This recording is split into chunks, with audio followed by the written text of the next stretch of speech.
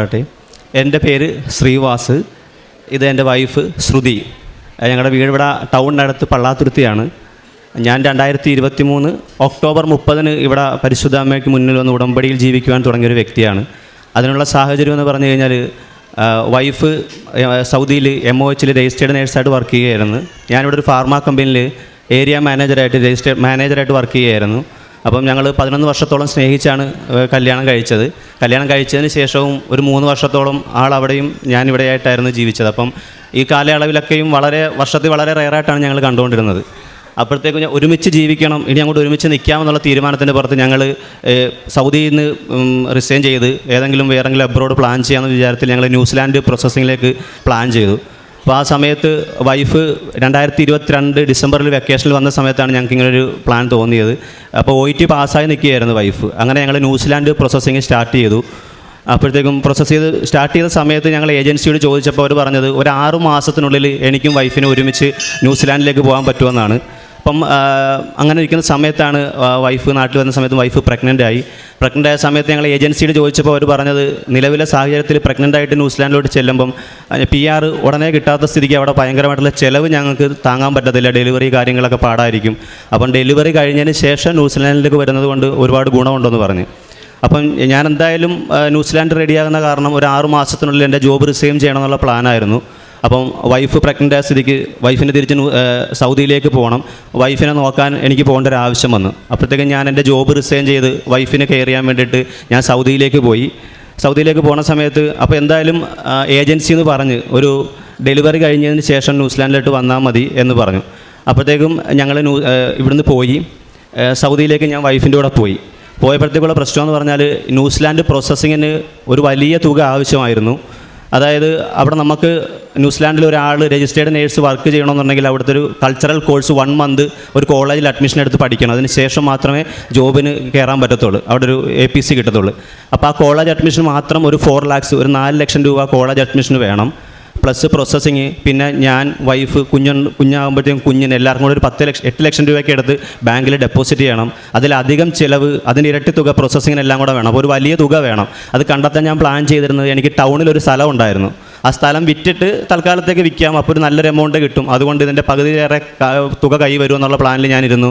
അപ്പം ഞാൻ സൗദിയിലേക്ക് പോകുന്ന സമയത്ത് എൻ്റെ സ്ഥലം വിൽപ്പനയ്ക്ക് നോക്കി. അപ്പം ഒരു മാസത്തോളം ഞാൻ നോക്കിയിട്ട് വളരെ കുറച്ച് ആൾക്കാരെ വന്നുള്ളൂ. അവരാരും വന്നവരൊക്കെ തിരികെ പോവുക ചെയ്തത്. അപ്പോൾ ഞാൻ ഓർത്ത് ഇനിയും സമയമുണ്ടല്ലോ, 10 മാസമുണ്ട്, അതിനുള്ളിൽ എപ്പോഴെങ്കിലും സ്ഥലം വിറ്റ് പോകുമെന്നുള്ള രീതിയിൽ ഞാൻ സൗദിയിൽ പോയി. അവിടെ വെച്ച് എൻ്റെ ഫ്രണ്ട്സ് വഴി ഞാനത് വിൽക്കാൻ നോക്കി. അപ്പോഴൊന്നും നടന്നില്ല. അപ്പോഴും എൻ്റെ മനസ്സിലുള്ളതെന്ന് പറഞ്ഞാൽ സമയം ഇനിയുണ്ട്, പതുക്കെ വിറ്റിട്ട് ഫണ്ട് ഒപ്പിക്കാന്നുള്ള രീതിയിൽ നിന്ന് അവസാനം ഞാൻ 10 മാസത്തോളം എടുത്തത്. കുറേ നാൾ കഴിഞ്ഞ് വൈഫിന് ഡെലിവറിക്ക് വേണ്ടി നാട്ടിലെത്തി. ഡെലിവറി കഴിഞ്ഞപ്പോഴത്തേക്കും ഞങ്ങൾ സ്ഥലം വിൽക്കാൻ വേണ്ടി നോക്കി.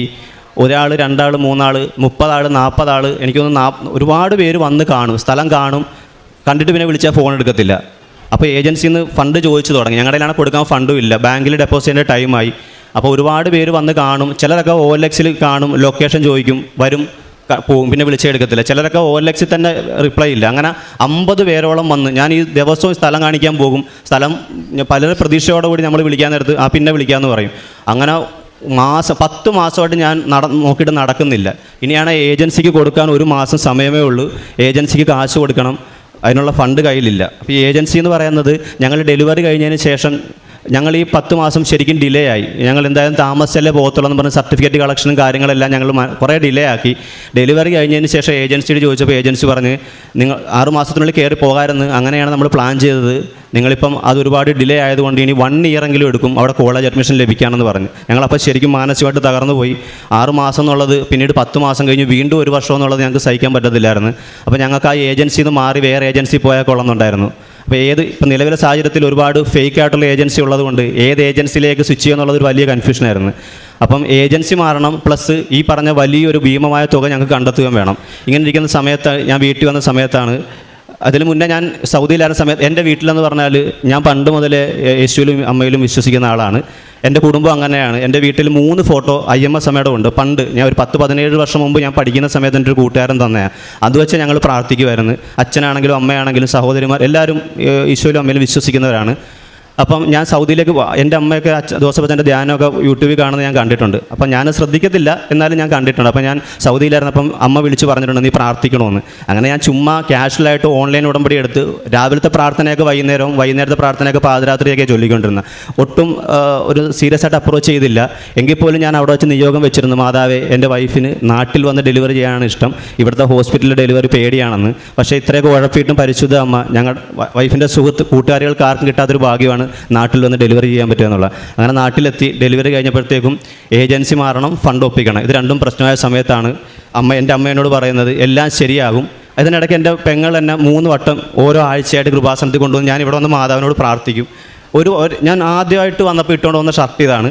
ഇത് തന്നെയാണ് ഞാൻ ഉടമ്പടി എടുക്കുന്നതിൻ്റെ അന്ന് എടുത്ത ഷർട്ട്. ഇന്നിപ്പോൾ അവസാനമായിട്ട് ഇന്ന് വരുന്ന ദിവസം ഇത് തന്നെ ഇട്ടുകൊണ്ട് വരാൻ കാര്യം അത് തന്നെയാണ്. എനിക്ക് ഷർട്ട് അത്രയ്ക്ക് ഇഷ്ടമാണ്. മാതാവിനെ കണ്ട് ഏറ്റവും കൂടുതൽ അഭിഷേകം കിട്ടി എനിക്ക് തോന്നുന്നു ഞാൻ വിശ്വസിക്കുന്ന ഈ ഉടുപ്പിലാണെന്നാണ്.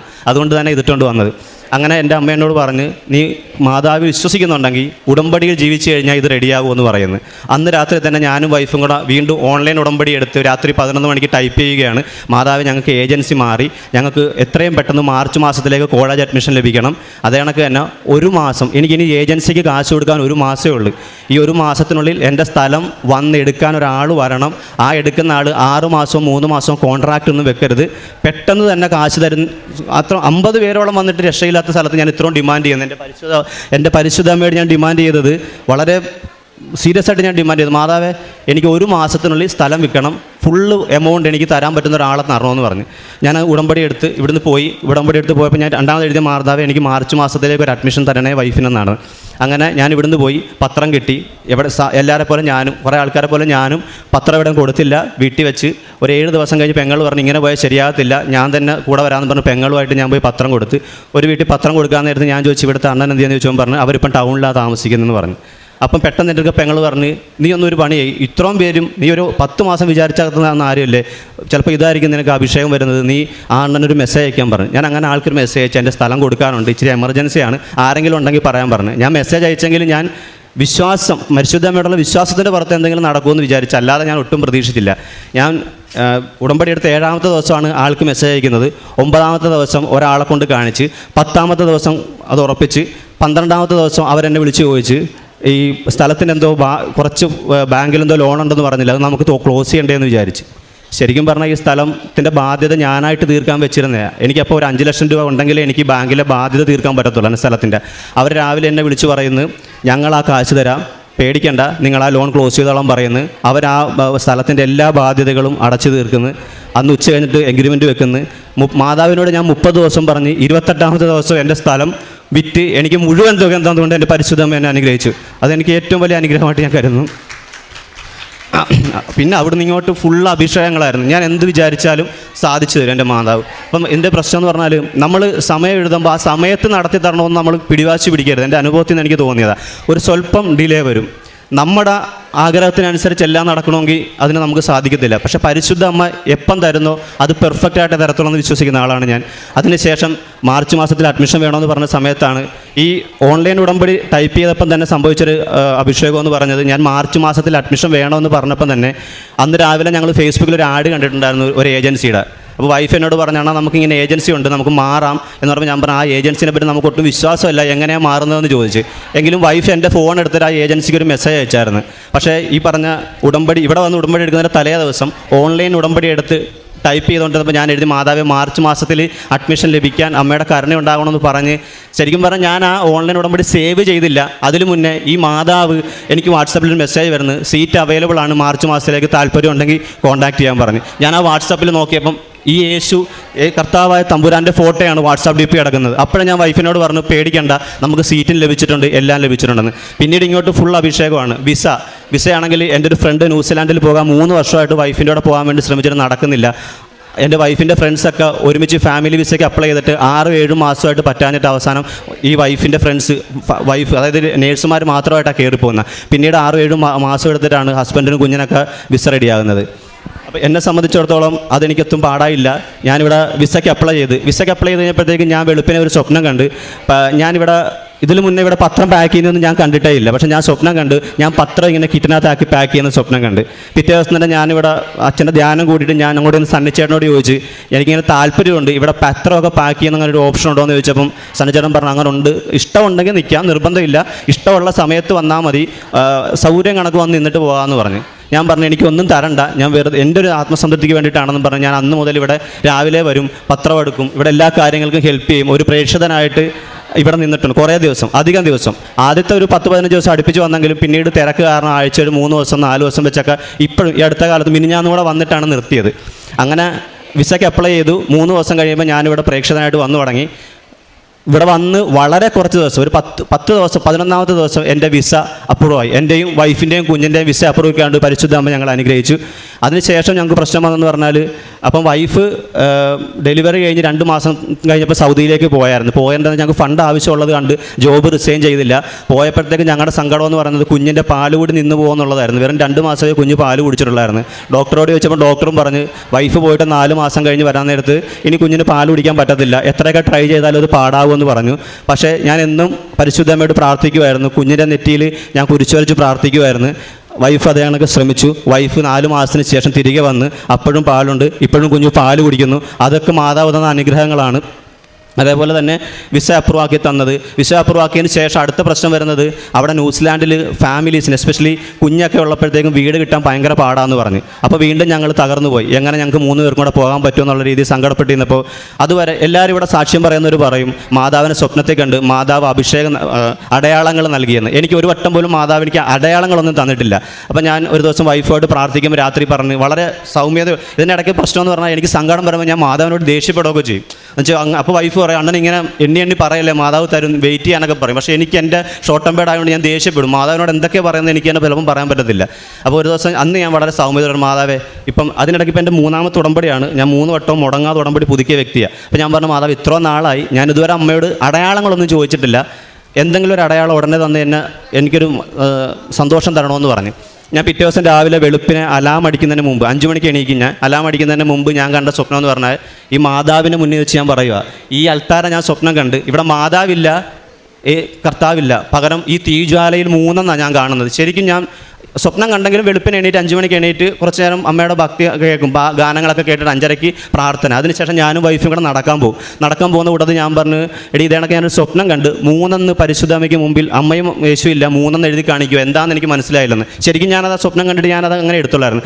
വൈഫ് പറഞ്ഞ് എന്നാൽ നമ്മൾ മെയ് 3 നമ്മൾ പോകുന്നത്, കാരണം മാർച്ചിൽ ഞങ്ങൾക്ക് പറ്റത്തില്ലായിരുന്നു. മാർച്ചിൽ അഡ്മിഷൻ ഞങ്ങൾക്ക് തന്ന് ഞങ്ങൾ എഴുതിയ ഡേറ്റ് ഞങ്ങൾക്ക് അഡ്മിഷൻ കിട്ടി. പക്ഷേ വൈഫ് 5 വർഷം തികയണമെങ്കിൽ മാർച്ച് വരെ സൗദിയിൽ നിൽക്കണമായിരുന്നു. അതുകൊണ്ട് ഞങ്ങൾ അവിടെ നിന്ന് ബാക്കിയുള്ള സെറ്റിൽമെൻ്റ് എല്ലാം റെഡിയാക്കിയിട്ടാണ് ഇനി പോകുന്നത്. അതുകൊണ്ടാണ് ഞങ്ങൾ മാർച്ച് മാറ്റി മെയ്യിലേക്ക് ആക്കിയത്. വൈഫ് പറഞ്ഞു ചിലപ്പോൾ മെയ് മാസം 3 നമ്മൾ പോകുന്നതെന്ന് പറഞ്ഞു. അപ്പോൾ ഞാൻ പറഞ്ഞു അത് ശരിയായിരിക്കും എന്ന് പറഞ്ഞു. പെട്ടെന്നാണ് വൈഫ് പറഞ്ഞത് ഇതൊന്നുമല്ല, നമ്മൾ 3 പേരും കൂടെ ആയിരിക്കും പോകുന്നത്, നമുക്ക് ന്യൂസിലാൻഡിൽ വീട് റെഡിയാകും, ഉറപ്പാണ്, മാതാവ് നമുക്ക് നൽകുന്ന അടയാളമാണ്, അണ്ണൻ എന്നാൽ അടയാളം ചോദിച്ചതിന് കിട്ടിയ സമ്മാനമാണെന്ന്. അപ്പോൾ എനിക്ക് ഉറപ്പായി മാതാവ് ഞങ്ങളെ 3 പേരെ ഒരുമിച്ചേ വിടത്തുള്ളൂ. അതിനിടയ്ക്ക് ഞാൻ ഇവിടെ വരുമ്പം അച്ഛനോടൊക്കെ പറയുമായിരുന്നു ഇതാണെങ്കിൽ എനിക്ക് ഒരുമിച്ച് പോകാനാണ് ആഗ്രഹം, ഒരുപാട് പ്രശ്നങ്ങളുണ്ടെന്ന് പറയുമ്പോൾ അച്ഛനൊക്കെ പറയും പ്രാർത്ഥിക്കാൻ, നീ പേടിക്കേണ്ട, നീ ഇവിടെ വന്നെങ്കിൽ മാതാവ് നിന്നെ വെറുതെ വിടത്തില്ലെന്ന് അച്ഛനൊക്കെ പറയുമായിരുന്നു. അപ്പോൾ എനിക്ക് ധൈര്യമാണ്, ഭയങ്കരമായിട്ട് മോട്ടിവേറ്റഡ് ആകും. രാവിലെ ഇവിടെ വന്ന് തിരികെ പോകുമ്പോൾ ഭയങ്കര സന്തോഷത്തോടെ ഞാൻ പോകുന്നത്. അങ്ങനെ ഈ സ്വപ്നം കണ്ട് മാതാവ് അടയാളം തന്ന് 11ാമത്തെ ദിവസം ഏജൻസിയിൽ നിന്ന് വിളിച്ച് പറഞ്ഞ് വീട് റെഡിയാണ്, ധൈര്യമായിട്ട് പോരാൻ പറഞ്ഞ്. അങ്ങനെ ഞങ്ങൾ ഒരുമിച്ച് ടിക്കറ്റ് എടുത്ത് ഇപ്പോൾ ഞങ്ങൾ 3 പേരും കൂടെ ഈ ചൊവ്വാഴ്ച പോവുകയാണ്. ഇങ്ങനെ ഇത്രയും അടയാളങ്ങളും അഭിഷേകങ്ങളും കൃപകളും തന്ന പരിശുദ്ധമേക്ക് യേശുവിനും ഹൃദയത്തിൻ്റെ അടിത്തട്ടിൽ നിന്ന് നിറഞ്ഞ മനസ്സോടെ ഞാനും എൻ്റെ കുടുംബവും നന്ദി പറയുന്നു.